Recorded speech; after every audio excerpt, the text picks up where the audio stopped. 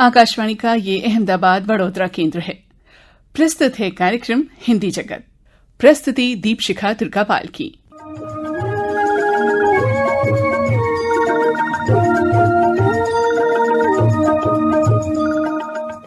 हिंदी जगत कार्यक्रम में आप सभी श्रोताओं का हार्दिक अभिनंदन। मैं हूं आपकी दोस्त मधु। नमस्कार दोस्तों, अगस्त का महीना त्योहारों से भरा होता है, फिर चाहे राष्ट्रीय पर्व हो या धार्मिक त्योहार। राखी, जन्माष्टमी, शीतला सातम, तीज, गणेश चतुर्थी या 15 अगस्त यानी स्वतंत्रता दिवस। और इस वर्ष हम सब 79वां स्वतंत्रता दिवस मनाएंगे। ये एक ऐसा पर्व है जो भारत का हर एक नागरिक बड़े ही उत्साह और उल्लास से मनाता है। नीले आकाश पर जब केसरिया, सफेद और हरे रंग का तिरंगा फहराता है ना, तो एक अलग ही ऊर्जा मिलती है। नसों में खून तेजी से दौड़ने लगता है। ये तिरंगा हमारे देश की संस्कृति, विविधता, एकता और हमारे वीर जवानों की याद दिलाता है। त्याग, शांति और विकास का प्रतीक हमारा ये ध्वज, ये तिरंगा स्वतंत्रता सेनानी पिंगली वेंकैया की अभिकल्पना है, जिनका जन्म इसी महीने यानी अगस्त में हुआ था 2 तारीख को। उनका डिजाइन किया गया ये तिरंगा हमारी शान है, हमारे देश की शान है। और आजादी के अमृत महोत्सव पर शुरू किया गया हर घर तिरंगा अभियान, ताकि इस ध्वज से लोगों का केवल औपचारिक संबंध न रहे, बल्कि व्यक्तिगत और हार्दिक संबंध भी बना रहे। तो इस वर्ष भी आप अपने घर पर राष्ट्रीय ध्वज लगाएं, सेल्फी लें, सोशल मीडिया पर पोस्ट करें, अपने दोस्तों के साथ शेयर करें और जिस लोकतंत्र देश में हमने जन्म लिया है उस पर गर्व करें। और दोस्तों, अब कार्यक्रम को हम आगे बढ़ाते हैं, हिंदी जगत कार्यक्रम को, और आपको सुनवाते हैं अब कवित्री सपना जैन और कवित्री चंद्रप्रभा की स्वरचित कविताएं।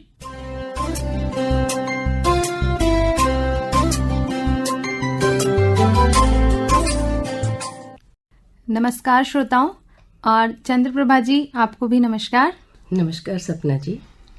जैसा कि सावन का महीना है, अगस्त आ चुका है और स्वाधीनता दिवस भी नजदीक ही है, तो चंद्रप्रभा जी क्यों ना हम थोड़ी सी चर्चा स्वाधीनता दिवस पर कर लें। क्या विचार है आपका? बिल्कुल सपना, अगस्त का महीना कई त्योहारों को और हमारे जीवन के एक बहुत बड़े जो गौरव वाला हमारा जो विषय है स्वतंत्रता, उसको लेकर आता है। 15 अगस्त कितने सालों से हम मना रहे हैं और कितनी खुशियां ये लेके आता है, ये हम सभी जानते हैं। और अपने लिए भी एक गौरव का विषय है कि अपन इस विषय पे चर्चा कर रहे हैं। बिल्कुल ठीक कहा आपने। और देखिए, स्वाधीनता दिवस हम सभी भारतीयों के लिए अत्यंत गर्व और आत्ममंथन का दिन है। यह तो हमारा सौभाग्य है कि आज हम आजादी का अमृत महोत्सव मना रहे हैं। उन महान स्वतंत्रता सेनानियों के प्रति श्रद्धा व्यक्त करते हुए जिन्होंने अपने प्राणों की आहुति देकर हमें यह स्वतंत्रता दिलाई। और स्वतंत्रता दिवस के इस पावन अवसर पर जब लाल किले की प्राचीर से तिरंगा लहराता है ना, या जब हमारे गांव नगरों में ये शान से फहराया जाता है, तब हमारा हृदय गर्व और उमंग से भर उठता है। तो ये पर्व 140 करोड़ भारतीयों की सामूहिक चेतना का उत्सव है। इस गौरवशाली राष्ट्र का अंग होने की प्रसन्नता का प्रतीक। आप क्या कहती हैं चंद्रप्रभा जी? इस विषय में एक बात और करना चाहेंगे सपना, कि 15 अगस्त जो है उस दिन ध्वजारोहण होता है जी, क्योंकि उस दिन हमें स्वतंत्रता मिली है। बिल्कुल। तो उस दिन हमारा झंडा नीचे से ऊपर की तरफ जाता है और 26 जनवरी जो हमारा गणतंत्र दिवस है उस पर झंडा फहराया जाता है। हालांकि श्रोताओं को सभी पता होगा, लेकिन फिर भी अपन इस पे चर्चा कर रहे हैं क्योंकि उस दिन झंडा ऊपर ही होता है तो उसको फहराया जाता है। तो ये बहुत ही खूबसूरत विषय और खूबसूरत बात है कि 15 अगस्त हमारे लिए बहुत ही एक गौरव की चीज है। बहुत अच्छी जानकारी आपने दी है चंद्रप्रभा जी। और क्या आप श्रोताओं को इस विषय पर अपनी कोई कविता सुनाना चाहेंगी? बिल्कुल, मैंने एक कविता लिखी है और उसको मैं जरूर श्रोताओं से साझा करना चाहूंगी। स्वागत है। भारत के वीर सपूतों ने खुद अपने शीश चढ़ाए हैं। भारत के वीर सपूतों ने खुद अपने शीश चढ़ाए हैं। नहीं आजादी ये मिली यूं ही, कितनों ने रक्त बहाए हैं। खुद की ले जान हथेली पर, खुद की ले जान हथेली पर वो शेर सरीखे चलते थे। नस नस में लहू उबलता था, दिल में अरमान मचलते थे। कतरा भी भय का छू ना सके, कतरा भी भय का छू ना सके, ऐसे अंगार सुलगते थे। छूने वाला खुद जल जाए, आंखों से आग उगलते थे। आजादी के दीवाने थे, आजादी के दीवाने थे, आजादी इनका सपना था। कैसे औरों को रहने दे, ये घर तो उनका अपना था। इनके मजबूत इरादों ने दुश्मन को तोड़ गिराया था। आजादी था सपना इनका, वो पूरा करके दिखाया था। अब हम भी उनके सपनों को कुछ और सितारों से भर दें, अब हम भी उनके सपनों को कुछ और सितारों से भर दें। सब साथ चलें और साथ बढ़ें, उनके सपने पूरे कर दें। बहुत ही सुंदर रचना आपकी ये चंद्रप्रभा जी, और निश्चित ही ये वीरता और देशभक्ति की अलख हमारे दिलों में जगाती है। और श्रोताओं, मैं आपको बता देना चाहूंगी कि भारत विश्व की प्राचीनतम सभ्यताओं में से एक है, जिसकी बहुरंगी विविधता, सांस्कृतिक समृद्धि और सहिष्णुता ने सदैव विश्व को दिशा दी है। समय के साथ आज राष्ट्र न केवल बदला है, बल्कि प्रगति के नए प्रतिमान भी गढ़े हैं। आज भारत कृषि में आत्मनिर्भर है और औद्योगिकरण की दौड़ में अग्रिम पंक्ति में खड़ा है। विगत वर्षों में आधारभूत संरचना में जो अभूतपूर्व विकास हुआ है, वो हमारे नीति निर्माताओं की दूरदर्शिता का प्रमाण है। रेलवे, राजमार्ग, बंदरगाह, इनका सघन जाल हमारी अर्थव्यवस्था की धमनियों की तरह देश को जोड़ रहा है। सेमीकंडक्टर, आर्टिफिशियल इंटेलिजेंस और स्टार्टअप जैसे क्षेत्रों में सरकार की रणनीतिक पहल ने भारत को वैश्विक निवेश का आकर्षण केंद्र बना दिया है। बैंकिंग और वित्तीय क्षेत्र की पारदर्शिता तथा कार्यकुशलता में वृद्धि के साथ हम आर्थिक महाशक्ति बनने की ओर अग्रसर हैं। और साथ ही चंद्रप्रभा जी, मैं आपसे कहना चाहूंगी कि हमारे समाज की असली शक्ति तो नारी शक्ति है। तो महिलाओं को न केवल समान अधिकार बल्कि सम्मान के साथ नेतृत्व का अवसर भी प्राप्त हो रहा है। विगत वर्षों में महिला कल्याण हेतु बजट में 3 गुना वृद्धि, श्रम बल में उनकी बढ़ती भागीदारी और कन्या जन्म दर में सकारात्मक बदलाव इस दिशा में उत्साहवर्धक संकेत हैं। नारी शक्ति वंदन अधिनियम महिला सशक्तिकरण को नई ऊंचाइयों तक ले जाने का प्रयास है। इस विषय में आप क्या कहना चाहेंगी चंद्रप्रभा जी? मेरा ये मानना है सपना कि देश तो अपनी जगह स्वतंत्र हो चुका है और जो सरकारें हैं वो अपना काम कर रही हैं। बिल्कुल, उन्हें जो जो करना है वो अपनी जिम्मेदारी निभा रही है, लेकिन हम क्या कर रहे हैं? राइट। असली चीज ये देखने की है कि नागरिक खुद क्या कर रहा है। स्वतंत्र भारत में नागरिकों की क्या जिम्मेदारियां हैं? उन्हें स्वतंत्रता मिल गई, अधिकार मिल गए, लेकिन उनके कर्तव्य, उनकी जिम्मेदारियां, उस पर उन्हें ध्यान देने की जरूरत है। यहाँ जो प्रमुख जिम्मेदारियां हैं वो है कि हम संविधान का पालन करें, उसका सम्मान करें, देश की संप्रभुता, एकता और अखंडता को बनाए रखें, देश की रक्षा करें और राष्ट्रीय सेवा के प्रति हम तत्पर रहें। सार्वजनिक जो संपत्ति है हमारे देश की, उसकी रक्षा करें, हिंसा से हम दूर रहें, पर्यावरण की रक्षा करें, सार्वजनिक जीवन में उत्कृष्टता के लिए प्रयास करें, सद्भाव और भाईचारे की भावना बनाए रखें और एक वैज्ञानिक सोच से हम लोग आगे बढ़ें। और मानवतावाद का हम ये ध्यान रखें कि हम मानवतावाद में पूरा विश्वास रखें और इंसान को इंसान समझें। हमारी जिम्मेदारियां ज्यादा बनती है। सरकार अपना काम कर रही है, लेकिन सरकार के साथ में जब काम हम मिलके करेंगे तभी हम देश को ऊंचाइयों पर पहुंचा सकेंगे, उसको विकास का रास्ता दे सकेंगे और हमारी जिम्मेदारी बखूबी निभा सकेंगे। जी बिल्कुल चंद्रप्रभा जी, आपकी बात से मैं पूरी तरह से सहमत हूँ। आज जबकि पूरा विश्व जलवायु परिवर्तन की गंभीर चुनौती से जूझ रहा है, वहाँ भारत ने पर्यावरण संरक्षण के प्रयासों में अग्रणी भूमिका निभाई है। और मैं अपने सभी श्रोताओं से आग्रह करती हूँ कि वे अपने जीवन में छोटे छोटे मगर प्रभावशाली बदलाव लाएं, जैसे जल संरक्षण, प्लास्टिक का परित्याग और हरियाली को अपनाना, ताकि हम अपनी आगे आने वाली पीढ़ियों को एक सुरक्षित और सुंदर पृथ्वी सौंप सकें। और इसी विषय पर मैं अपनी कुछ पंक्तियां सुनाना चाहूंगी श्रोताओं को। देखिएगा, मेरी कविता है जिसका शीर्षक है पथिक।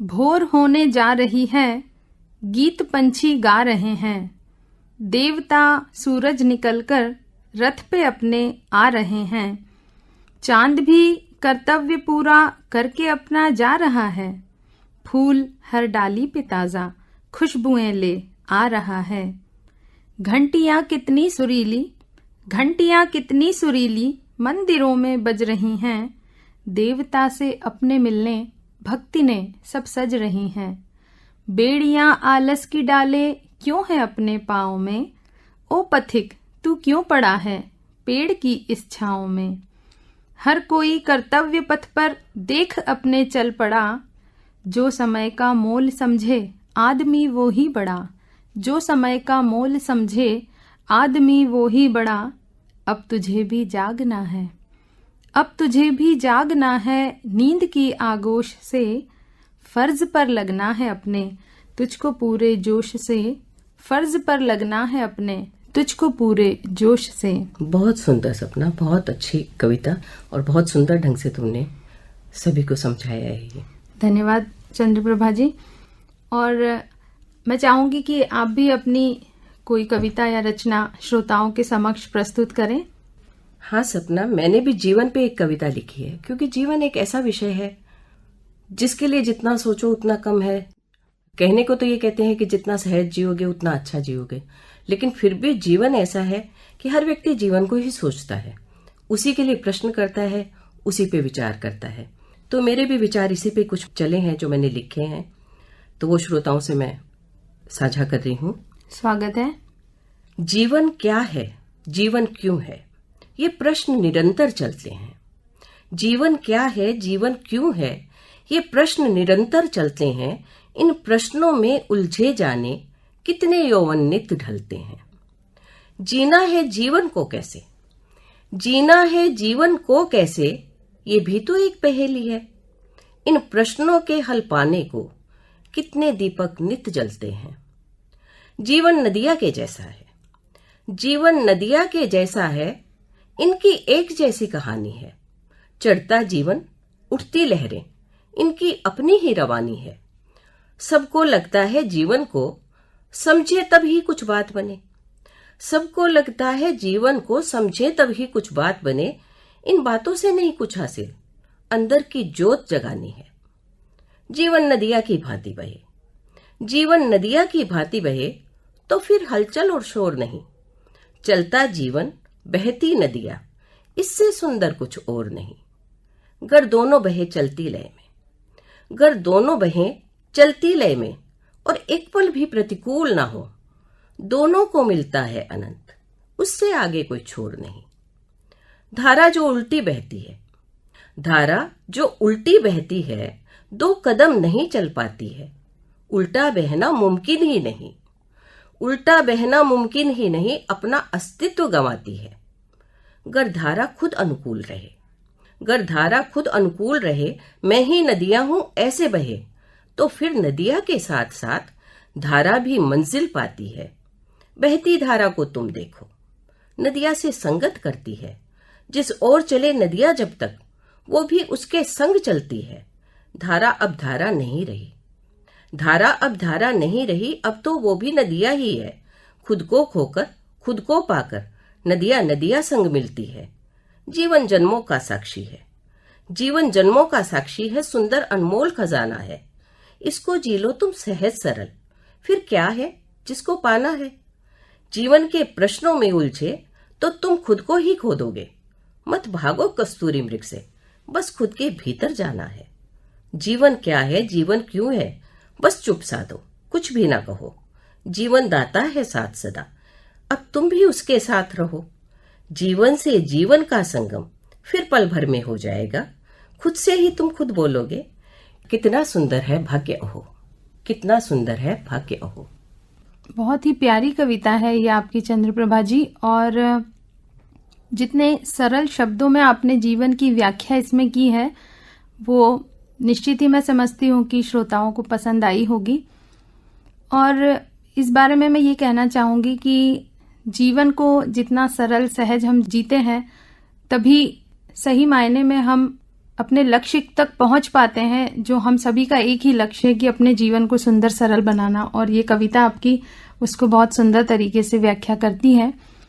तो अब चंद्रप्रभा जी, आजादी के बारे में तो बात हो गई और आपने अपनी एक बहुत सुंदर कविता भी सुना दी है। मैं चाहती हूँ सपना, तुम भी अपनी कुछ कविताएं श्रोताओं से साझा करो। तुमने बहुत सुंदर कविता लिख रखी है। जी चंद्रप्रभा जी, मैं भी आज श्रोताओं के लिए अपनी एक कविता लेकर आई हूँ, जिसका शीर्षक है चांदनी और मैं। देखिएगा। जिंदगी की मुश्किलों से हार कर बैठी हुई थी, जिंदगी की मुश्किलों से हार कर बैठी हुई थी, चांद को देखा तो उसकी चांदनी कुछ कह रही थी। चांदनी क्या कह रही थी, देखिएगा। क्यों निराशा ओढ़ती हो, दुख से नाता जोड़ती हो, कुछ बुरा अगर हो गया तो हौसला क्यों तोड़ती हो। तुम अकेली हो धरा पर और मैं नभ में अकेली, तुम अकेली हो धरा पर और मैं नभ में अकेली, इस अकेलेपन के दुख को तुम सा मैं भी तो हूँ झेली। छूट जाएगी ये दुनिया क्या रहेगा हाथ बाकी, छूट जाएगी ये दुनिया क्या रहेगा हाथ बाकी, नेक दिल से जो किया है वो रहेगा साथ बाकी। क्या बात है। नेक दिल से जो किया है वो रहेगा साथ बाकी। और इस कविता में आगे मैंने जो पंक्तियां ली हैं चंद्रप्रभा जी, उसमें एक हौसले को बढ़ाने वाली बात कही है। देखिएगा। युद्ध रण का भी नहीं है, एक क्षण का भी नहीं है, वीर हो तुम वीरता को भय मरण का भी नहीं है, वीर हो तुम वीरता को भय मरण का भी नहीं है, फर्ज पर अपने रहो तुम मुश्किलें हंसकर सहो तुम, फर्ज पर अपने रहो तुम मुश्किलें हंसकर सहो तुम, यूं उदासी को न ओढ़ो हौसले को अपने जोड़ो, यूं उदासी को न ओढ़ो हौसले को अपने जोड़ो। बहुत सुंदर सपना।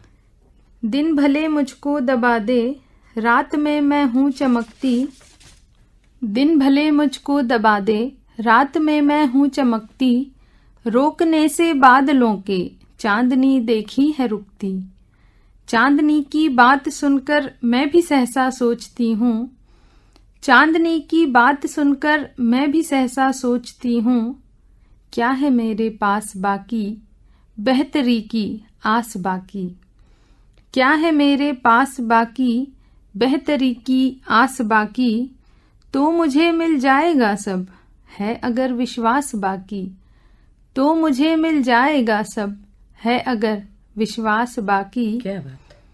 जैसे दिन तन्हा बिताकर चांद को है रात मिलती, जैसे दिन तन्हा बिताकर चांद को है रात मिलती, चांदनी नभ में है खिलती, मेरे जीवन का अंधेरा दूर होगा, एक दिन जीवन में मेरे नूर होगा, एक दिन जीवन में मेरे नूर होगा। बहुत सुंदर सपना। जिस तरह से तुमने इसमें फर्ज को, वीरता को, इन सबको समेट के सबको दे दिया है, मतलब सभी चीजें तुमने इस तरह समा दी हैं कि उसको समझने और सोचने के लिए तुमने बहुत कुछ बता दिया है और सभी को दिशा दे दी है कि सब मजबूती से खड़े रह सकते हैं और सब बहुत अच्छे से अपने जीवन में आगे बढ़ सकते हैं। बहुत बहुत धन्यवाद चंद्रप्रभा जी। और इसी हौसले की बात तो हम कर रहे हैं आज। स्वाधीनता दिवस जो हमारा पीछे छूट गया है, लेकिन वो आज़ादी की अलख आज भी हमारे दिलों में है, जल रही है वो ज्योत जो उन वीरों ने अपने बलिदानों को देकर जलाई थी। तो आज वही दिन तो है, वही समय तो है जब हमें उनके बलिदानों को याद करते हुए और अपने जीवन को भी उस दिशा में ले जाना होगा जहां उनका बलिदान सार्थक हो। बिल्कुल सही सपना। तुमने इस विषय में शायद कुछ पंक्तियां लिखी हैं, तो वो भी हमसे साझा कर लो। जी बिल्कुल चंद्रप्रभा जी।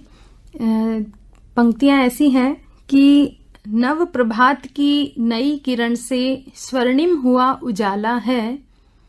नव प्रभात की नई किरण से स्वर्णिम हुआ उजाला है। अमर हुए जो वीर उन्हीं से चमका भाग्य सितारा है। अमर हुए जो वीर उन्हीं से चमका भाग्य सितारा है। और उनका स्वागत अभिनंदन आज हम किस तरह से कर सकते हैं, ये इन पंक्तियों में मैंने लिखा है। देखिए कि मंगलमयी प्रभाती गाओ मंगल दीप सजाए के। मंगलमयी प्रभाती गाओ मंगल दीप सजाए के। नमन करो सब उन वीरों को अंतर्भाव जगाए के। नमन करो सब उन वीरों को अंतर्भाव जगाए के। बहुत सुंदर। आज उन्हीं वीरों को फिर से वंदन हमारा है। आज उन्हीं वीरों को फिर से वंदन हमारा है। अमर हुए जो वीर उन्हीं से चमका भाग्य सितारा है। अमर हुए जो वीर उन्हीं से चमका भाग्य सितारा है। नव प्रभात की नई किरण से स्वर्णिम हुआ उजाला है। स्वर्णिम हुआ उजाला है। हर भारतीय के दिल की बात तुमने अपनी इन 4 लाइनों में सभी को बता दी कि उनके दिल में क्या है। उन सबको बहुत अच्छा लगा होगा कि तुमने हर एक दिल की बात इन 4 पंक्तियों में उतार दी है। जी बहुत शुक्रिया, बहुत बहुत धन्यवाद चंद्रप्रभा जी। और क्या आप अपनी कोई रचना श्रोताओं को सुनाना चाहेंगी और कोई कविता? बिल्कुल सपना। मेरी ये रचना सपना मैंने शब्दों पे लिखी है। जी स्वागत है। क्योंकि शब्द जो है वो व्यक्ति को पूरी तरह से सामने रखते हैं कि ये व्यक्ति क्या है, कौन है। जी तो शब्दों पे मैंने ये लिखा है कि शब्दों की अपनी हस्ती है, शब्दों की अपनी मस्ती है। कहीं पर ये मीठी मिश्री से, कहीं पे चिंगारी तपती है। शब्दों पे नहीं कोई पहरे, शब्दों पे नहीं कोई पहरे। शब्दों के घाव बड़े गहरे, वाह। ये तलवारों का काम करे, इन पे ना कोई मरहम ठहरे। कुछ लोग ऐसा सोचते हैं और अधिकतर हम यही सुनते हैं कि शब्द जो निकल गए या शब्द हमारी भावना थे, लेकिन मेरा थोड़ा सोच अलग है। जी मैंने अपनी जो सोच है वो ये लिखी है कि शब्दों की ना कोई हस्ती है, शब्दों की ना कोई मस्ती है। शब्दों को तुम ही चुनते हो, झलक तुम्हारी बसती है। शब्दों की ना कोई हस्ती है, शब्दों की ना कोई मस्ती है। शब्दों को तुम ही चुनते हो, झलक तुम्हारी बसती है। वाह। अपना अस्तित्व जताने को अच्छे शब्दों को चुनते हो। अपना अस्तित्व जताने को अच्छे शब्दों को चुनते हो। शब्दों की महिमा गा गा कर सुंदर भाषा में बुनते हो। वाह। शब्दों पर शब्द मुखर करके तुम शब्दों पे भिड़ जाते हो। शब्दों पर शब्द मुखर करके तुम शब्दों पे भिड़ जाते हो। शब्दों को शब्दों से छलकर अपना परचम फहराते हो। तुम खुद शब्दों को चुन चुन कर अपनी जिह्वा पर रखते हो। तुम खुद शब्दों को चुन चुन कर अपनी जिह्वा पर रखते हो। शब्दों का जुबां से मेल नहीं, पर दोष उन्हीं पर धरते हो। क्या बात है। तुम खुद शब्दों को चुन चुन कर अपनी जिह्वा पर रखते हो। शब्दों का जुबां से मेल नहीं, पर दोष उन्हीं पर धरते हो। ये दोष नहीं है शब्दों का, ये दोष नहीं है शब्दों का। तुम खुद शब्दों के दोषी हो। शब्दों का मर्म ना समझ सको तो चुन लो तुम खामोशी को। शब्दों का मर्म ना समझ सको तो चुन लो तुम खामोशी को। बहुत ही सुंदर पंक्तियां आपकी ये चंद्रप्रभा जी, और कितना अच्छा संदेश आप यहाँ पर दे रही हैं शब्दों के बारे में। और आखिरी पंक्ति जो आपने ली है कि शब्दों का मर्म ना समझ सको तो चुन लो तुम खामोशी को। आज भी मौन जो है वो सबसे बेहतर है। इस कविता का सार तो यही है। और मैं समझती हूँ कि आपने इस कविता में हमें जीवन का एक संदेश दिया है। चंद्रप्रभा जी, आज इस काव्य पाठ की महफिल में बहुत ही सुंदर कविताएं आपने सुनाई, और स्वाधीनता दिवस पर हमने जो बात की है निश्चित ही श्रोताओं को पसंद आई होगी, मैं ऐसा मानती हूँ। तो अब हम इस महफिल को समाप्त करने जा रहे हैं और जल्द ही आपसे फिर से मुलाकात होगी। तब तक के लिए आप सभी को मेरा नमस्कार। धन्यवाद। नमस्कार।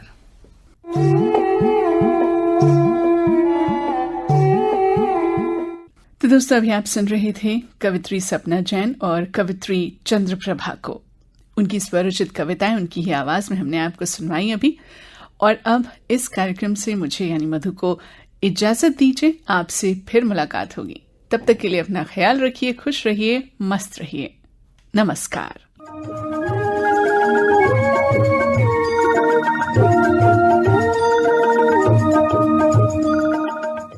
हिंदी जगत कार्यक्रम का प्रसारण आकाशवाणी के अहमदाबाद वडोदरा केंद्र से किया गया। प्रस्तुति दीपशिखा दुर्गापाल की।